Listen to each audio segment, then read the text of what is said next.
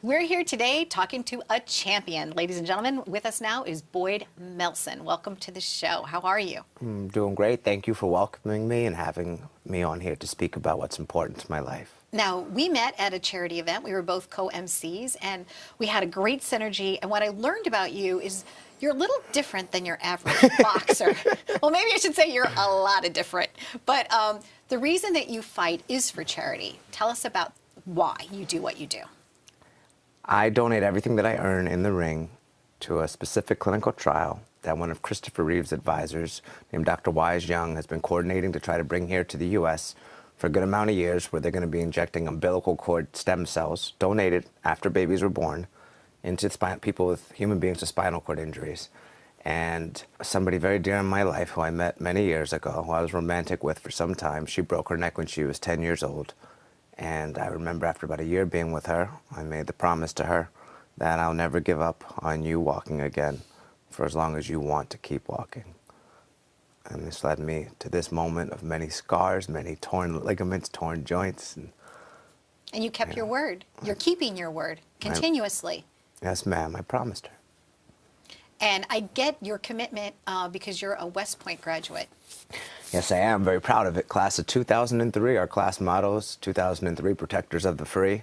I speak to my mother about this. I believe protecting the free is not just protecting, it's protecting humanity from what has happened, what is happening, and what may happen. And right now with people who are paralyzed, people were injured. They're still injured. They're getting injured today. And for those who are going to be injured tomorrow, if we find this cure today, they don't become prisoners in their body for a life sentence. So it's spinal cord injury. Yes, ma'am. That's your champion for you. Yes, ma'am. And Team Fight to Walk is Team Fight to, every word spelled out, walk is our, because it's a team, it's humanity coming together. No one single person is going to do this, and we have to live off the values that we share this planet at every single moment. And service to the person to the left and right of you is service to the world and the spirit of love that this world embodies. What does it take to be a champion? What's your daily ritual? What is, like, how are you eating? How are you working out? How are you training? What does it take? Well, I don't know what, a champion's so relative. I mean, a father is his son and daughter's champion. Correct. And so it's all, I think what it's making a choice to believe in something, and you die by that choice. And that's what that is, any choice. You make it and you believe in it, and hopefully that choice is righteous, and hopefully that choice emits love on a very high vibration so everybody could match it. And you just stick to it. You hold on to that choice the same way a mother's holding on to her baby and trying to protect it. And that's what I believe makes it. And then everything involved with holding on to that choice are the everyday things you go through. But the idea first is seeing that one image in your mind and promoting love while you're doing it. And you got to die by it. You got to be willing to die. You have to go all in. When we were emceeing the event for March of Dimes, one of the things that you shared is that your mom is there for you. Like, she's just like a trooper, right? So at what age did you realize that you were gifted with a really cool mom? Do you know when you started appreciating her? There's a really funny video on YouTube of me being about 4. Okay. And I'm too big for a high chair, yet I was put in it. And she's forcing me to eat a lot of food. It's really funny. You type in Boyd Melson, a big picture with a little curly blonde with big eyeballs. I tell my parents, not just my mother, but my father, when I was in the amateurs, he flew to every single country when I was on Team USA to watch me compete. He flies in for every single fight. Right now, we plan on making a push to run for office in 2018. And it's his life right now. And our whole network of people we're interacting with, to be influential, to let them know that this is what the intentions are, God willing, Congress, the ultimate goal for 2018. They both show me every single moment, through example, what it means to love unconditionally and the template for being a parent. My father always said, every man can be a father if they have a child, but not every man could be a daddy. And my mother is a mama. I don't ever call her mom. Mom is, I don't know you. If your name is mom, you're my mama, mommy, Yep. Pops, daddy, endearing terms.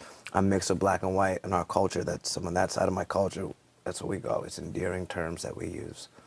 Love it. Absolutely love it. So tell us about the moment when you won this. What was that like for you when you're like, it happened? It became a reality for I, you. I know when I got home that night, I didn't sleep. I never sleep the night after the fight. I stayed on my couch watching television, left it on my lap, and every like 20 minutes I just looked it down, and I was like, oh my, how did this get here? Because I didn't start boxing until my freshman year at West Point. It's a mandatory gym class for all males at all the military academies.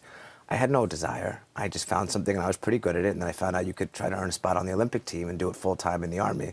And I owed 5 years following West Point, so I did that. And then I was done. But then I found out about this clinical trial needing to have funds raised for it. And I figured I can find a way by using my abilities, holding that vision for where I need to be, and risking everything. And I said, this is what I have, this is what I can do well. I can create a synergy within myself of my speaking abilities, my determination, leading by example of giving and putting myself on the line to throw people with harm's way coming. I never did that to think that this would manifest itself, but it offered itself. I had Army Reserve duty for 4 days, because I'm a captain still in the reserve, leading into this. I had a fight on a Thursday. I had Army Reserve duty the week before, Thursday, Friday, Saturday, and Sunday in New Jersey. I had to be on Wednesday, 154 pounds. On Saturday, I filled up, from that weekend of doing duty and drinking, I was 169 pounds. So I got home, and then from Sunday through Wednesday, I got down to 152. I got lighter than I meant to get because I thought I was so afraid my scale was overweight. And I had a really funny experience taking Ambien and doing stuff I didn't remember to try to sleep through the hunger and the that's a different conversation.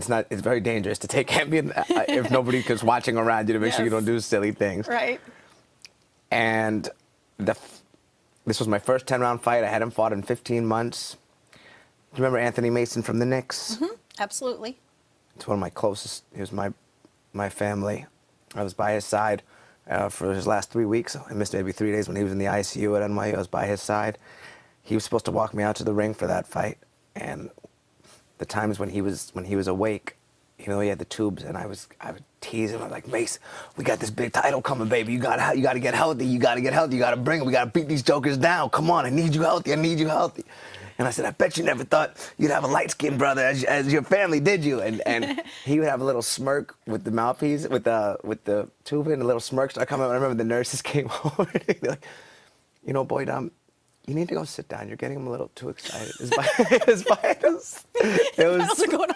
was so funny, though. I was like, I'm sorry.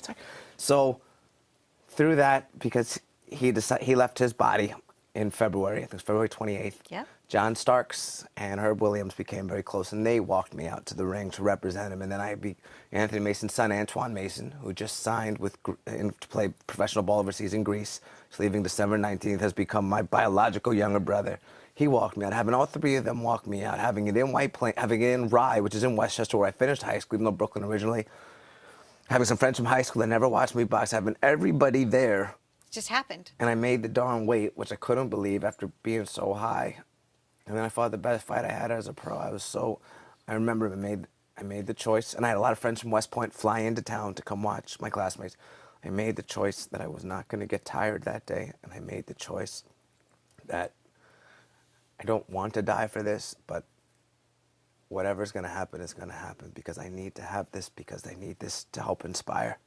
So you put it all on the line. Yes, ma'am. Everything you had. Yes, ma'am. Wow. That's And you continue to do that every day. I know you bring it time after time, whether you're speaking at a speaking engagement, where you're motivating kids, where you're boxing in the ring, where you're doing something for charity. You have a tenacity about you that just, it emanates the room, and you walk in and it's like, there you are. You show up in life. You do. It's good. It's a good thing. Not everybody shows up, Sometimes people are just like so superficial, and they're so like just, same day, different stuff, whatever. But when you walk into the room, you show up. Can I hold that? Sure. Is it heavy? Sure. It's a little heavy. It's heavy. Everyone always comments, say. Oh, no, it is. That's legit, man. It gives me credibility that is heavy. So that's the junior middleweight, WBC, it's World Boxing Council, United States Championship, not the World Championship. Floyd Mayweather in my weight class is the World Championship. It's not the World. It's the United States Championship, and there are other belts above that before you get to the World. But on my bucket list, it was to fight a 10-round fight and to fight for a title, and I achieved that. The last thing was to fight on national television. There's a very initial talks right now about possibly doing a reality show leading up to my next fight. My good buddy Darren Reed is the producer of Bar Rescue, and he's very interested. And then Lou DiBella, who is a boxing promoter, my promoter, and he also helped produce Rocky VI and Southpaw. He's very interested. Could And be a if- good story, if I was especially you- since you're donating your winnings. You know, who And then- does that? You might be the only boxer that does that. I will always believe that the universe conspires to take care of you based off what you put out into it. I will be provided for in this world. 100%. Whether I know where it's going to come from or not, it will. Absolutely. Always. So it's such a pleasure to have you on the show. Thank you so much. I'm Team so glad we Fight met. to Walk. I'm so Yes. happy we met too. All right, I've been waiting for team- this day since the gala. Team Fight to Walk. Team FIGHTTOWACK. TeamFightToWalk.com. We need to raise $1.4 million more to have this clinical trial that the doctor already submitted for FDA approval about 3 weeks ago, the application. We're asking 1.4 million people to go to the site and give $1. So if you're watching, where's this camera? They're all everywhere. If whoever's watching, Team Fight to Walk, I get punched in the face and risk my life for this, $1. Watch this, go to that website, $1. If you're watching this, and don't say, oh, it's only my dollar, I'll let somebody else do it. If everybody thinks that nobody gives $1, Right. I will find you. There you go. Bring me your jaw.